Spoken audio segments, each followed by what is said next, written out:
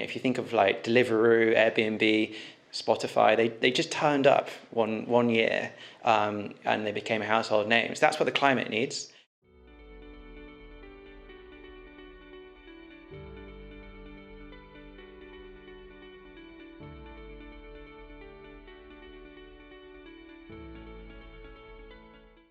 Profit.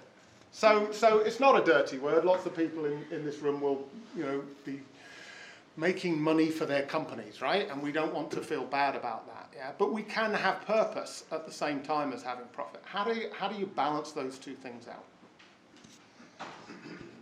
What an interesting question. I've been sat in panels and I've faced this question a few times.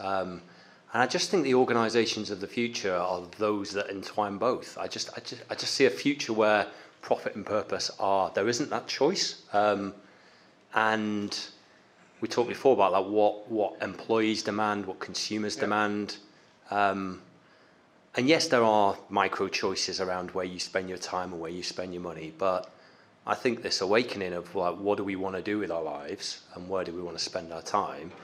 We want to do stuff that has good, but making money is not bad. Making money is a way of growing that, scaling that impact. So prior to joining Sanctus, I built a business in the insurance world, and you go, okay, we used a huge amount of tech and something like, but I firmly believe that we needed to build a business in the right way, and building the business in the right way was empowering customers, giving back to them. It was right, all the B Corp movement was like, we were one of the first financial services businesses to become B Corp. And for me, it just enshrined like what I think business is about now.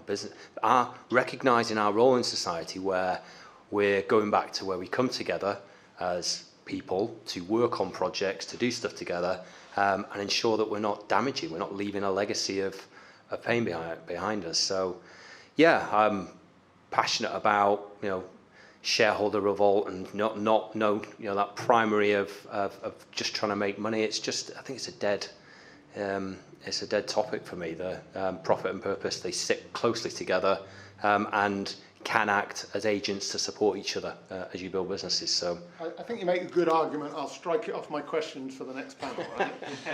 Yeah, go on, Tessa. So I also get this question a lot on the panels. And I think about this via analogy, which is that 20 years ago, if we were sat in this room, people would be asking us, how do you balance treating your staff well and having a big successful business? No one is having that conversation today, right? We've all moved on. We've all figured out that treating your staff well and having a big successful business, the two are inextricably linked. Yeah. You can't do one without the other. Like you, Chris, I completely believe profit with purpose is going to be the new business paradigm. And if you kind of don't get with the program, your business will lose the license to exist. I don't know whether it's going to lose the license to exist within 5 years or 15, but it's going to be sometime within that time frame. Yeah, for sure. I totally agree. Naked Wines is a commercial company. We make profit. We sell wine. It's not really essential. I know a lot of you think it is.